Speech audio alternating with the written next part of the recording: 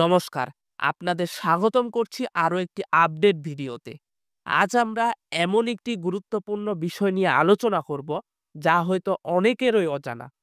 এখন থেকে ভিসা ছাড়াই বাংলাদেশি হিন্দুরা ভারতে প্রবেশ করতে পারবেন। আমরা এই বিষয় নিয়ে আজকের ভিডিওতে বিস্তারিতভাবে আলোচনা করব।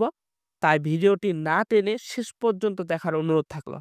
ভিডিওটি শুরু করার আগে একটা ছোট্ট অনুরোধ।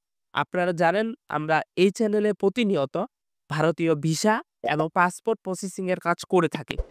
তারই ধারাবাহিকতায় আমাদের আজকের ভিডিও। সেজন্য চ্যানেলটিকে অবশ্যই সাবস্ক্রাইব করবেন, লাইক দিতে বলবেন না। চলুন আমরা ভিডিওর মাধ্যমে বিস্তারিতভাবে আলোচনা করি। ভারত সরকারের কিছু নির্দিষ্ট নিয়ম অনুযায়ী বাংলাদেশের হিন্দু ধর্মের ভাই বোনেরা ভিসা ছাড়াই এখন থেকে ভারতে প্রবেশ করতে পারবেন। এই নিয়ম মূলত দেশের সঙ্গে বন্ধুত্বপূর্ণ সম্পর্ক এবং পারস্পরিক চুক্তির উপর নির্ভরশীল। আপনারা হয়তো অনেকেই জানেন, কিছুদিন আগে বাংলাদেশ এবং ভারত সরকারের মধ্যে একটি সমঝোতা চুক্তি স্বাক্ষর হয়েছে। সেই চুক্তি অনুযায়ী বাংলাদেশি হিন্দুরা এখন থেকে ভিসা ছাড়াই ভারতে প্রবেশ করতে পারবেন এবং সেখানে থাকতে পারবেন, এমনই সিদ্ধান্ত নিয়েছে ভারত প্রশাসন।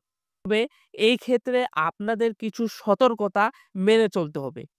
যেমন, ভিসা না থাকলে আপনাদের কাছে একটি বৈধ পরিচয়পত্র, যেমন বাংলাদেশের নাগরিকত্ব সনদ এবং পাসপোর্ট থাকতে হবে। আপনি কেন ভারতে যেতে চাচ্ছেন তা পরিষ্কারভাবে আপনাকে জানাতে হবে। ভিসা ছাড়াই প্রবেশ সাধারণত একটি নির্দিষ্ট সময়ের জন্য অনুমোদিত হয়। এ সময়ের বেশি ভারতে থাকা আইনত দণ্ডনীয় হতে পারে। কিন্তু বাংলাদেশ এবং ভারত সরকারের নতুন চুক্তি অনুযায়ী আপনি সেখানে আপনার পাসপোর্ট এনওসি করে যতদিন ইচ্ছা ততদিন থাকতে পারবেন। তো এই ছিল ভিসা ছাড়াই ভারতে প্রবেশের কিছু নিয়ম, যা আমরা আজকের ভিডিওতে বিস্তারিতভাবে আলোচনা করলাম। আশা করি এই ভিডিওটি আপনাদের অনেক কাজে আসবে।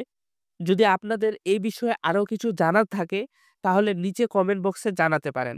আর এই রিলেটেড কোনো তথ্য আসলে আমরা তৎক্ষণাৎ ভিডিওর মাধ্যমে আপনাদের জানার চেষ্টা করব। আজকের ভিডিওটি ভালো লাগলে লাইক করুন, বন্ধুদের সাথে শেয়ার করুন এবং আমাদের চ্যানেলটিকে সাবস্ক্রাইব করতে ভুলবেন না। দেখা হচ্ছে পরের ভিডিওতে। সে পর্যন্ত ভালো থাকুন, সুস্থ থাকুন।